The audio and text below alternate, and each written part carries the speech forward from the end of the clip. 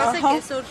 ինչ ակնկալիքով եք եկել դատարան, փաստացի 1 տարի է, ինչ կալանավորված է ձեր հոտի առաջնորդը Միքայել Սրբազանը։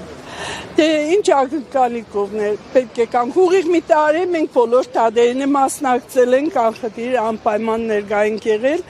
հույս ունենք, որ վերջապես արտահայտությունը կհաղթի, այդ է։ Եթե դատարանը ամփոփող թողի Սրբազանի խափանման միջոցը, ինչպիսի տրամադրվածություն կա Գյումրիում որպես հոգևոր առաջնորդի նկատմամբ, այսինքն հավատացյալները ինչ են կարծում։ Դե Աստված ոչ արած ամփոփող թողնելը, դե ինչ պիտի տխրություն միայն, թախից տխրություն, այդ է ուրիշ ոչ մի բան։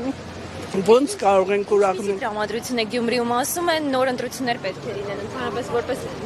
Շիրակում ապրող մարդ Գյումրիում։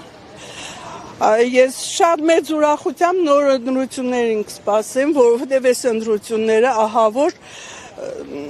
խայդարակ ընտրություններ են, երբևէ այս նման ընտրություններ չի եղել։ Ես ինքս մասնակցել եմ հանձնաժողովի վստահված անձ եմ եղել, ես տեսել եմ թե ինչ է կատարվում։ Քաղաքապետի ընտրության մասն է խոսքը, նոր քաղաքապետ է ուզում Գյումրին։ Չէ, մենք քաղաքապետ ունենք, մենք նոր քաղաքապետ չենք ուզում։ Հա, քաղաքապետի։ Մենք քաղաքապետ ունենք։ Մենք ենք կդրել մեր քաղաքապետին, մենք անհամբեր սպասում ենք, որ մեր քաղաքապետը նույնպես ազատություն կստանա ու կգա նորից իր պաշտոնին։ Մենք քաղաքապետ ունենք, ուրիշի չենք սպասում։ Միքայել Սրբազանին մեղադրում են իշխանությունը բռնի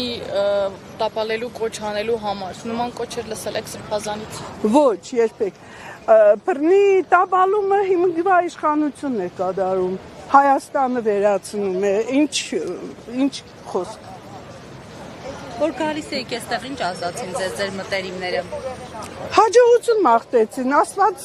մեր Սրբազանին ազատություն տա, ինչ պետք է ասեն։ Խնդրեմ։